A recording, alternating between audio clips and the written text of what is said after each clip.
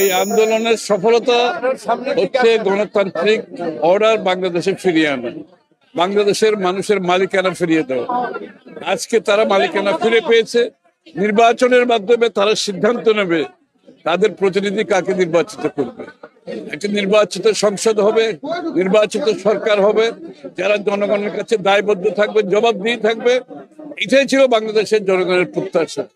এবং গণতান্ত্রিক অর্ডার ফিরিয়ে আসলে মানুষের বাকি অধিকারগুলো ফিরে আসে। সুতরাং এটাই আমাদের প্রত্যাশা। জনগণের মতামতের পরিপ্রেক্ষিতে সংসদ সরকার চলবে। আগামী দিনের জনগণের চিন্তার প্রতিফলন ঘটবে। এই জন্য মানুষ এত ত্যাগ স্বীকার করেছে, যেটা থেকে এতদিন বঞ্চিত ছিল তারা ফিরে পেয়েছে। তারা নির্বাচনের অপেক্ষায় আছে, নির্বাচনে তারা তাদের প্রতিনিধি নির্বাচন করতে চায়। ফেব্রুয়ারিতে নির্বাচন হবে কিনা কোনো কারণে শঙ্কা, এই বিষয়টা নিয়ে আপনি আসলে এগুলো যারা বলছে তারা গণতন্ত্রে বিশ্বাস করে না, তারা নির্বাচনেও বিশ্বাস করে না। তারা একটা চায় একটা বাংলাদেশে একটা অচল অবস্থায় থাকুক, অচল অবস্থা থেকে তাদের লাভবান হয়। কিন্তু তাদের লাভের জন্য তো বাংলাদেশের মালিকেরা আমরা ফিরিয়ে যাওয়া বন্ধ করতে পারি না। ওরা চায় একটা অচল অবস্থা। তো যারা নির্বাচনের বিপক্ষে বলে, হবে না বলে, তারা চায় বাংলাদেশে একটা অচল অবস্থায় রাখতে। তারা গণতন্ত্রের শত্রু, জনগণের শত্রু। সুতরাং এদের কথা কান দেওয়া যাবে না। আমরা নির্বাচনের দিকে এগিয়ে যাচ্ছি। জনগণ নির্বাচনী টানেলের মধ্যে ঢুকে গেছে। সমস্ত বাংলাদেশ একটা উৎসব মুখর পরিবেশে গণতন্ত্রের পক্ষে মানুষ আজকে রায় দিয়েছে, সেদিকেই সবাই যাচ্ছে।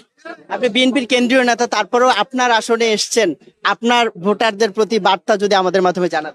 বার্তা একটাই, যে বাংলাদেশের গণতান্ত্রিক অর্ডার আমাদেরকে ফিরে পেতে হবে। এর পথে কেউ যাতে দাঁড়াতে না পারে, সবাই যাতে তাদের ভোটাধিকার প্রয়োগ করতে পারে, তাদের নিজের পছন্দের প্রতিনিধি নির্বাচন করতে পারে, তাদের পছন্দের দলের প্রতিনিধি নির্বাচন করতে পারে, তাদের পছন্দের নেতার প্রতিনিধি নির্বাচন করতে পারে। তার মাধ্যমে বাংলাদেশের মানুষের অধিকার ফিরে পাবে। কারণ এরা জনগণের কাছে দায়বদ্ধ থাকে, বারবার জনগণের কাছে যেতে হয়।